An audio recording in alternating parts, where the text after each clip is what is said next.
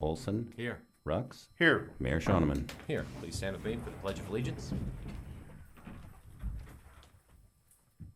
Allegiance to the flag of the United States of America and to the republic for which it stands, one nation, under God, indivisible, with liberty and justice for all.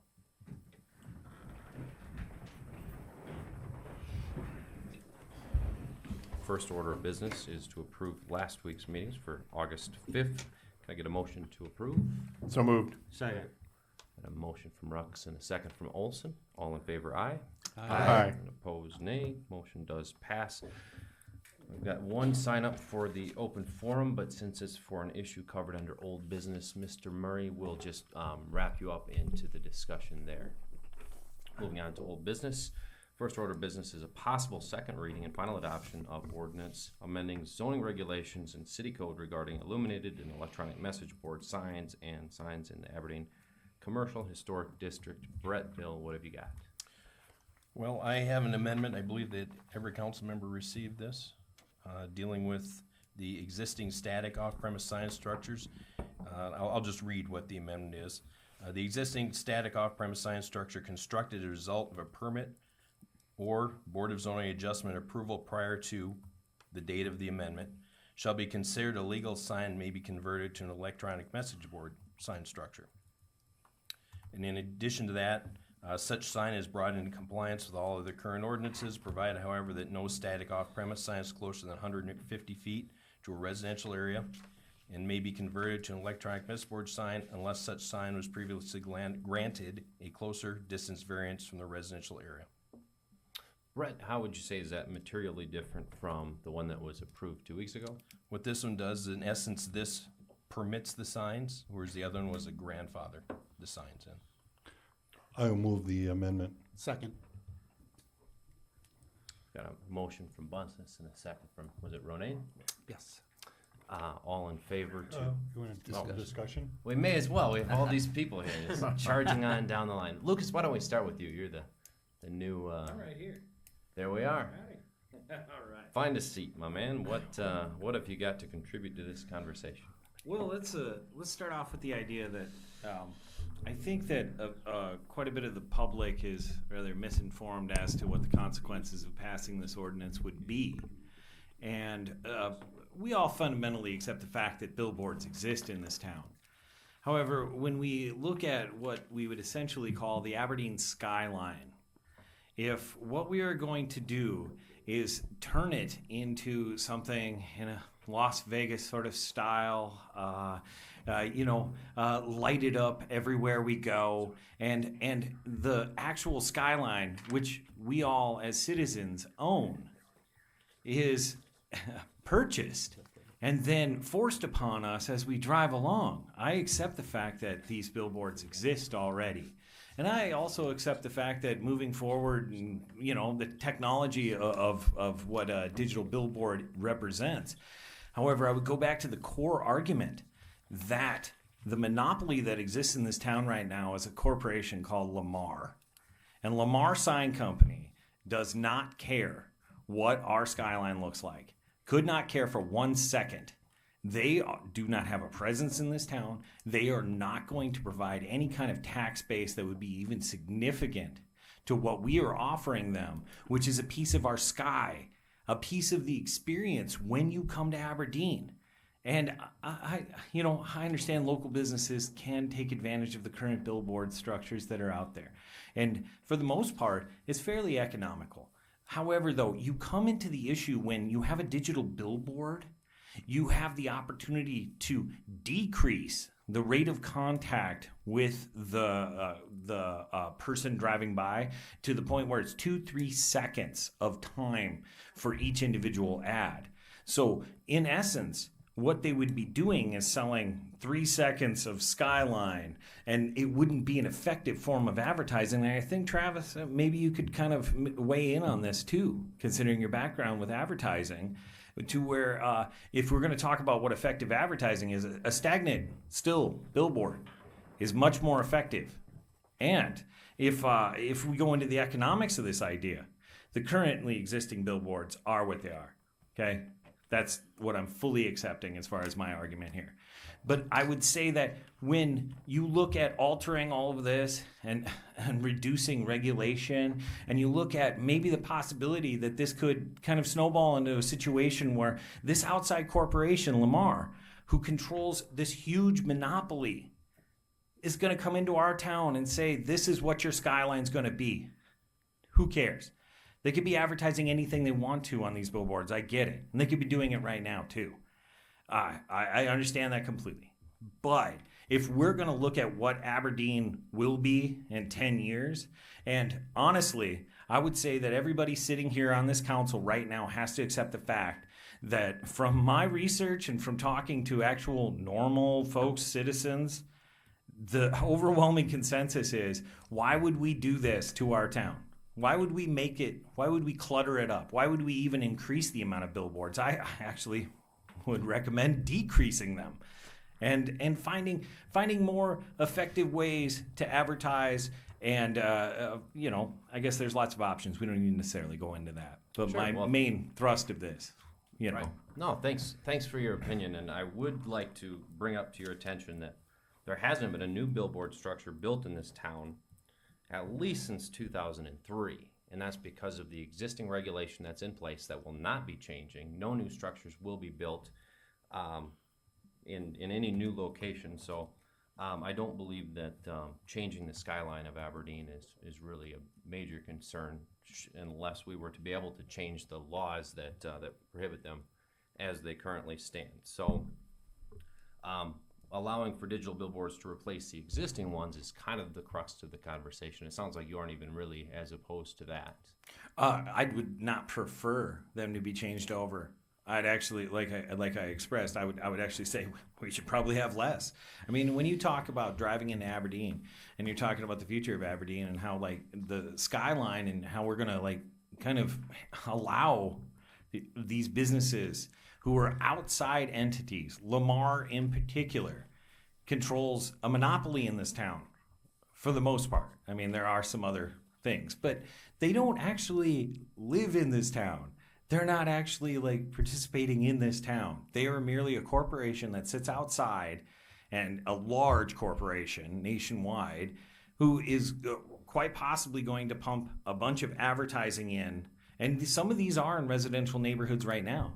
And have you ever lived under, one of these billboards? All right, Lucas, I also spoke to about 150 total individuals, if you would include the discussions with online Facebook correspondences. I see. And a vast 87% of the total respondents were in favor of allowing for digital billboards. And we didn't really get into the discussion of creating new billboards because that's not the reality of what we're discussing here. So that wasn't something that we had actively discussed, but definitely appreciate your input on the matter. Did you discuss the outside corporate influence in terms of this and how that actually is detrimental to our town, and in terms of just how we should be actually doing business in this town? And I'd say about 20% of the billboards in this town are owned by local interests, and and Lamar does pay rent to the facilities where they're represented. how much is that? I would also like to bring up, since we're on the topic, I have not received any financial benefit from Lamar or any other person vested into this discussion. It might sound like that because I have taken a side on the issue, but it's because I believe that Aberdeen can do better with science. So thank you for your time, Lucas. Well, I was going to ask you, how much is their total tax impact in terms of how they, because if this question was about somebody putting a digital billboard up on a local business, this wouldn't be an issue at all. And really, for the most part, because I don't believe that's the case. It's prohibited. Well, we're in the talking about an existing- outside corporation that wants to come into Aberdeen, occupy the real estate of our sky, and they basically have no accountability. They're using our infrastructure. They're using every bit of what we have as this wonderful town. And, if you're saying that this is such a great benefit because of these reasons, I think you should really talk to some of the people who have to live underneath these signs and some of the people who are impacted by it. And I'm going to wrap you up here, Lucas. All right, excellent. But I will tell you that I've literally went to everybody's house within proximity of every high traffic billboard in this community. I knocked on every door and I spoke to over half of the individuals The rest weren't home, weren't able to be contacted. And I can tell you, it's not a big concern of the people that live under these billboards because they live in high-traffic areas with a lot of street lights. They live in high-traffic areas with a lot of automobile lights and other ambient lights from businesses and so forth. They shut their shades at night. I don't think one additional light is going to make or break those people's situation. So I definitely appreciate you're assuming your- that for those people, and you didn't I answer my spoke to question of those how people. much they actually pay to lease the space. I don't know that information. It's not Well, my so concern. so once again, your research should have included that. But I would also say, if you haven't had to experience it and you only talk to 50% of the people, that's a rather interesting perspective. Then, I mean, I get that there's a lot more of a perspective in it, but it's also the people who live here and have to drive by them too, and that's an Because important. once aspect. again, I appreciate your perspective. That's all the time that you've got here today. I'm Oh, going great. to. Well, thank you very much. I You're appreciate your time. I would also like to call forward the folks from Lamar and those that represent them to ensue in this discussion, because I think that there's plenty of questions that people here have additional. Is this what, you want me to bring this up? This is Sure. Is that what they, that was Brett's amendment. That okay, all right. Robin, will you flip over to me?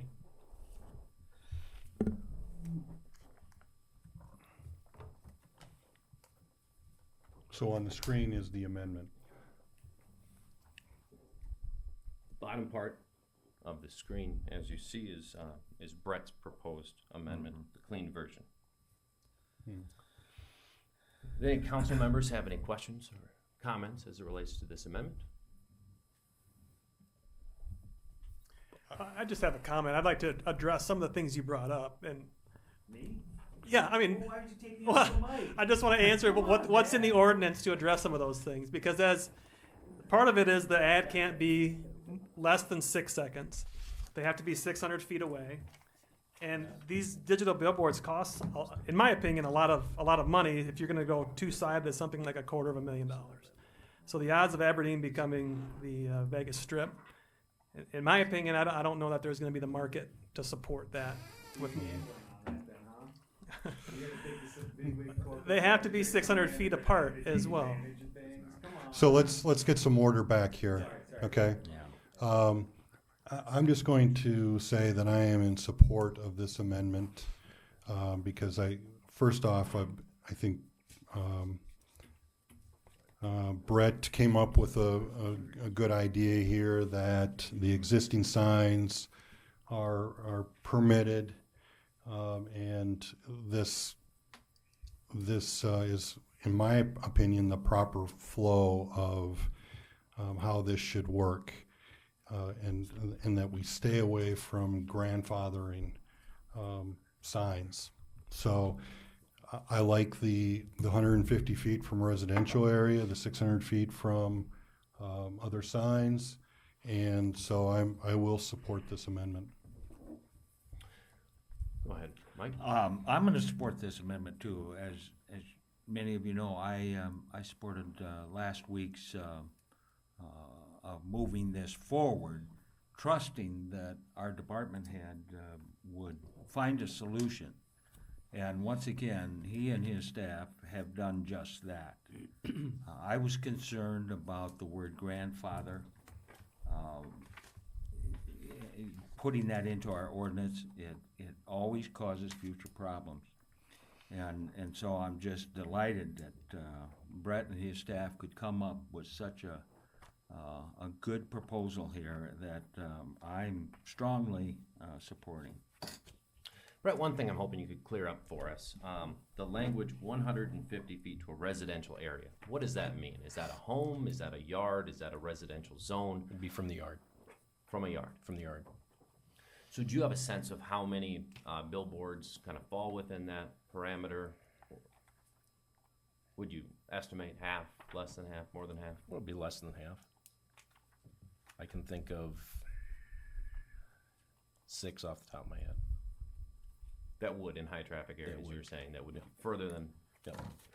And in that case, the Cartney Bearing sign that's been the crux of all of this, they have a variance right now for setback from a residential district. and so the language that. So the language with this would cover that. So they'll be able to put a sign at carny bearing location with just a permit, not having to go to the variance. That is board. correct.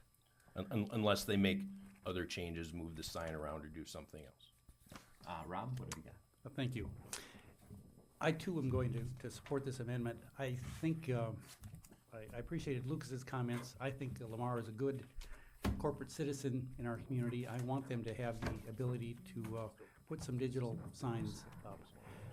I don't want them, though, and I don't want any of the sign companies to have the unfettered ability to replace all of their signs with digital signs. I think Lucas's comment about what that would do to our community is accurate. The term that I've used is that it would create visual pollution. I think it isn't something we want. We don't want this to be Times Square. We don't want this to be Los Angeles or Las Vegas Boulevard, and we don't want this to be Rapid City. Our job is to balance the needs of our good corporate citizens like Lamar and the needs of our citizens. And I think the proposed amendment does just that. And I also would commend Brett and his staff for coming up with a pretty good solution to a difficult problem.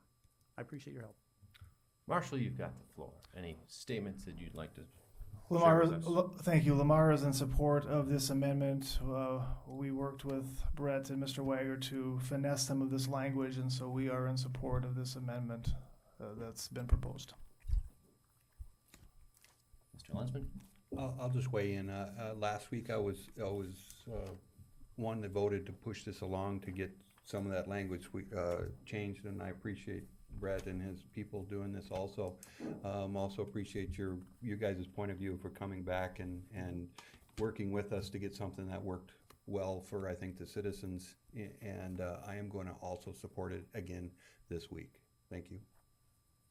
Marshall, have you got anything else before we take a vote on this, or does anyone else here? Okay, let's have a vote on the clean Do version. you have something? I just wanted to state that the city attorney earlier this week stated this would be a substantial change, and so it would require a third reading, even with this vote, and I wanted everyone to understand that this evening. So this will change our ordinance reading to be the first ordinance reading with this this amendment, should it pass. Carl, I'm going to have you give me a roll call on this vote in support of this proposal as pitched by the zoning department. Remley. Aye. Ronayne. Aye. Lunsman. Aye. Reif. Aye. Johnson. Aye. Lunsness. Aye. Olson. Aye. Rux. Aye. Mayor Shoneman. Aye. Motion does pass. That language will be amended into the ordinance. So there's any further discussion on the remainder of that ordinance as it stands? That was kind of our hitch. So I'll take can I get a motion for the first reading, I guess, of this amended ordinance? Do you have the motion? It's just that we need the vote, or we already have the motion on the floor. We amended that motion, and so now we just need to take the I'll vote on move to that. adopt. Yes. Fair enough.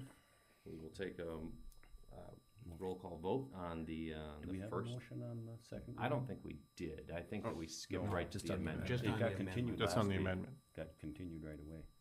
Yeah, it wasn't tabled. I think we just voted on the amendment. Okay. So can I get a motion to approve the first reading of this ordinance as amended today? Moved. Second. Motion from Ronayne, second from Olson. Carl will give us a roll call vote on this, please. Councilmember Rux. Aye. Olson. Aye. Lunsness. Aye. Johnson. Aye. Reif. Aye. Lunsman. Aye. Ronayne. Aye. Remley. Aye. Mayor Shoneman. Aye. Motion does pass. We'll have a second reading on that in a week's time. Next item up for discussion is the routine city business of the consent calendar. We've got items A through D. Can I get a motion for approval on those items? Moved. Second. Did you just motion? Okay. Motion from Lensman, second from Remley.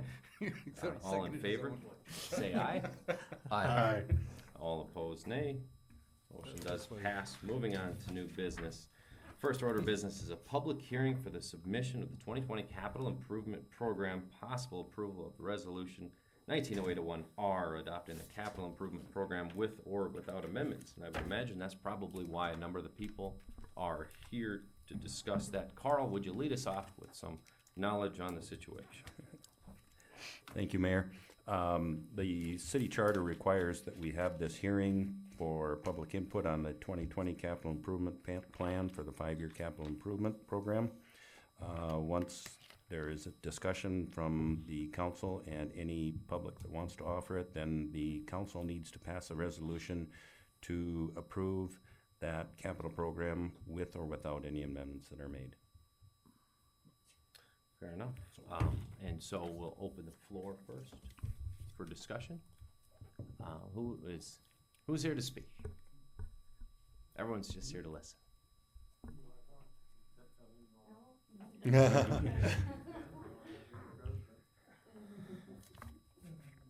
we need a motion before discussion? We're in a hearing. Yeah, we're in a hearing. In a hearing. Jordan, welcome to the meeting. Got the floor. I've been involved with Aberdeen softball for over 15 years now. I'm 32. Played on the same fields for so many years. When I first started playing in 2003, the fields were in good condition. The fields have deteriorated. Little lack of effort maybe. But the main thing I'm here to talk about is the amount of teams we have in men's 14-inch and women's leagues. We can get a state tournament to Aberdeen, which won't just benefit softball, but it's going to benefit our community. I don't know when the last time Aberdeen had a men's or women's or a state softball tournament outside of 14-inch softball. Damian Frutenthal, who is here with me today, we had a good first round of a tournament that we want to grow bigger in regards to getting more teams from out of town. And in order to do that, we need a new facility. People won't come to Aberdeen to play softball from Watertown, Sioux Falls, Rapid City, Fargo, Bismarck. Our fields are too small.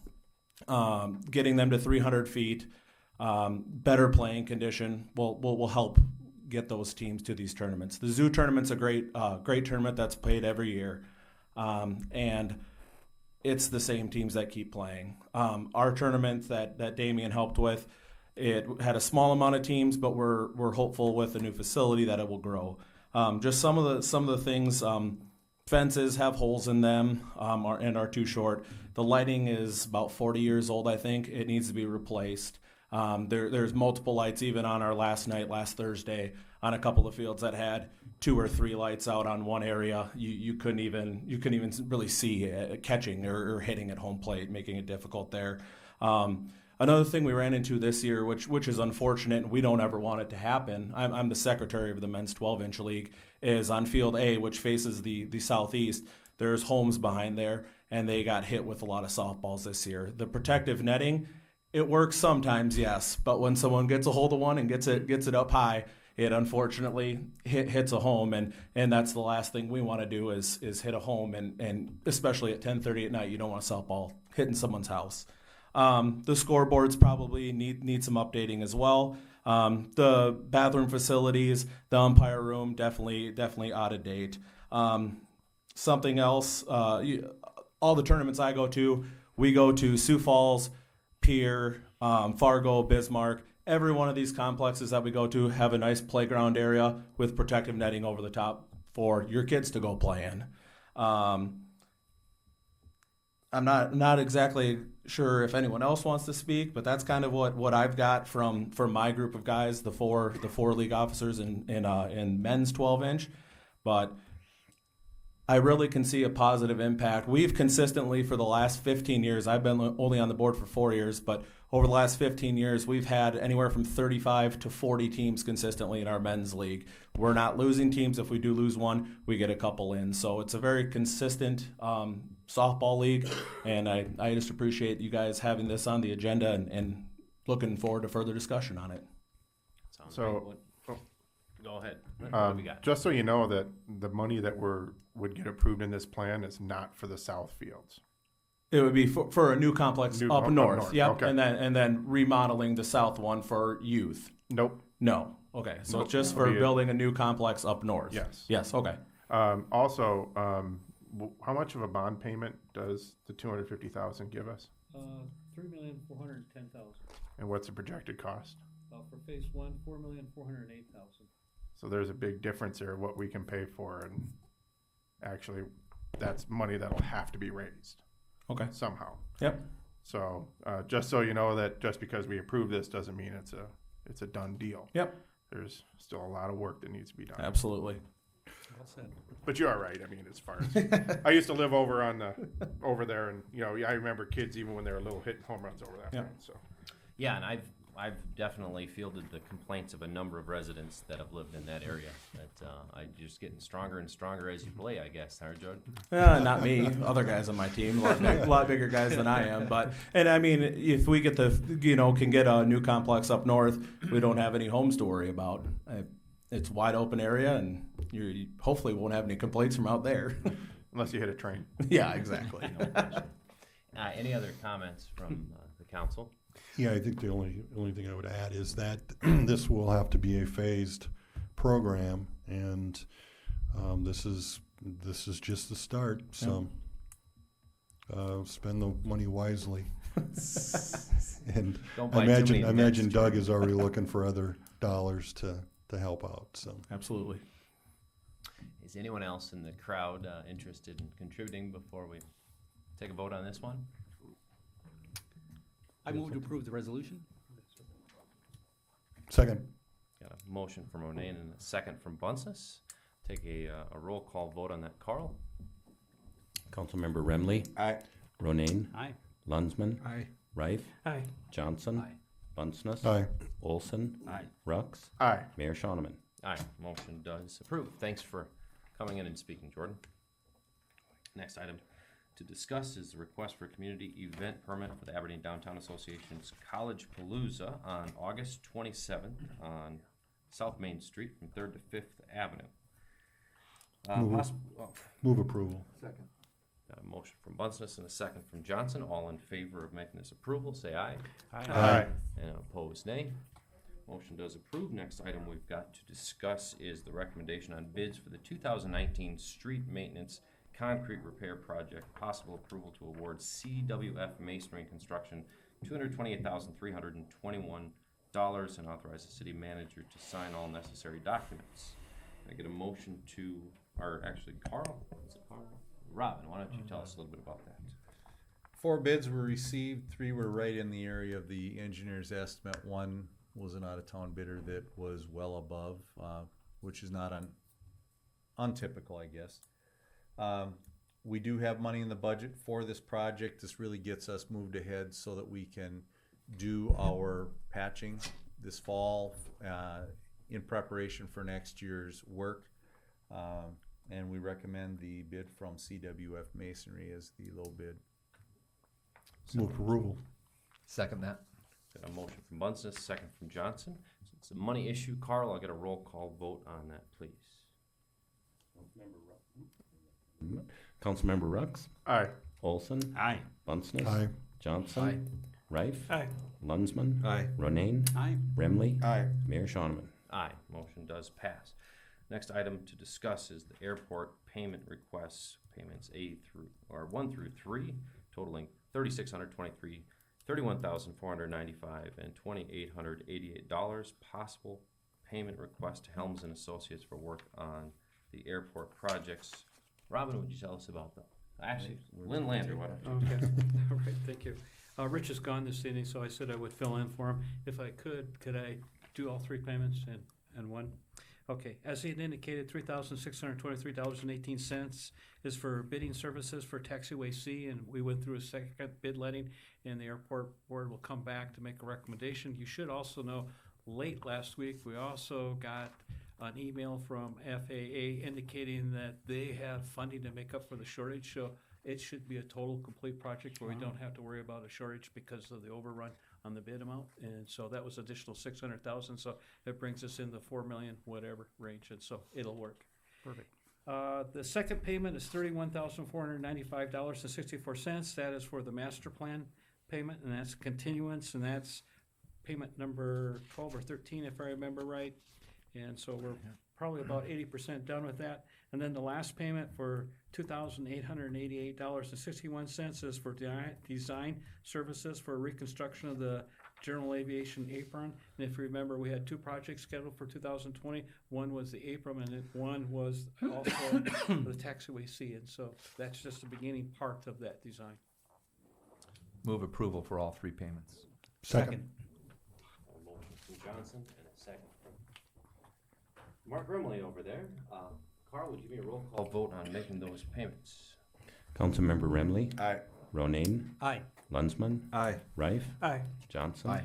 Bunceness? Aye. Olson? Aye. Rux? Aye. Mayor Shoneman? Aye. Motion does carry. Next item up to discussion is the bills approval for bill list August 12th, 2019. Does anyone have any questions or comments as it relates to the enclosed list of bills to be paid? Move approval. Second. A motion from Bunceness and a second from Dave Lunsman. Carl, can I get a roll call vote on that one, please? Councilmember Rux? Aye. Olson? Aye. Bunceness? Aye. Johnson? Aye. Rife? Aye. Lunsman? Aye. Ronayne? Aye. Remley? Aye. Mayor Shoneman? Aye. Motion does carry. Next item to discuss will be the manager's report. Lynn, what have you got for us tonight? I only have one quick item. Within my written report, I asked you if you had time to link to the new promotional video for Wiley Park, and I encourage you to do that if you haven't done it. I think you'll be impressed with the video, and I think it represents the park very well, as well as the city. Super. Does anyone else have anything to add before we adjourn here tonight? I do. Mr. Ronayne, what have you got? Lynn, it's come to my attention that Delta has canceled a fair number of its flights this fall. Are we being reduced to 1 flight a day? No, it's been some mechanical things and other. I'm talking about the fall. I'm not talking about the summer. I'm No, talking matter about of fact, we're scheduled for 3 flights this fall for pheasant season. That's what I thought. And then it went from 18 to 20 flights. Okay. 18 to 20 flights, what? For For the extra hunting third se- flight. For the third flight. Yeah. But it's your understanding that the 2 flights a day is supposed to remain? Matter of fact, I think the last statistics that Rich gave me at the last meeting, we were at 80% capacity, which is one of the highest percentages we've ever had. Well, that's why I asked the question. They've canceled, they're down to 1 flight on November 28th and 29th. And I'm curious why that is, but. Can we look into that? Can we ask Delta what's going on? Well, they've or had Rich? some issues lately compared to in the past. Yeah, they've canceled a fair number of flights. I'm aware of that. November 28th and 29th 9th, of 2019. 19. Okay. David, with the softball discussion, you talked about phasing. Talk about that more. Is it based on how much they've raised, or what would that phasing? I'm not sure how that looks to us, but, because we only have so much for a bond payment.